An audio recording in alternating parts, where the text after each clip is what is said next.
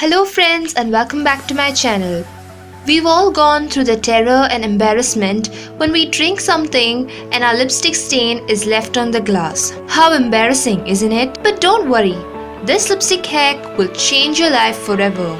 Not only can this hack be used to make your lipstick stain proof, but can also be used to make any lipstick matte. So without any further delay, let's begin.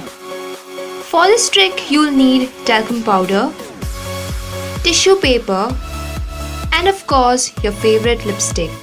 So here I've applied lipstick on her lips in the normal way as we do usually. You can clearly see how glossy the lipstick is.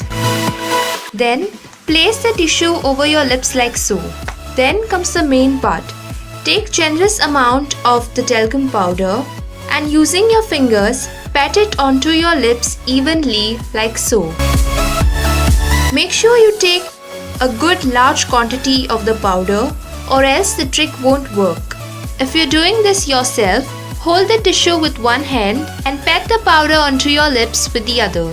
Then gently remove the tissue and there you go. You can clearly see how matte the lipstick has become and it also makes her lips look fuller.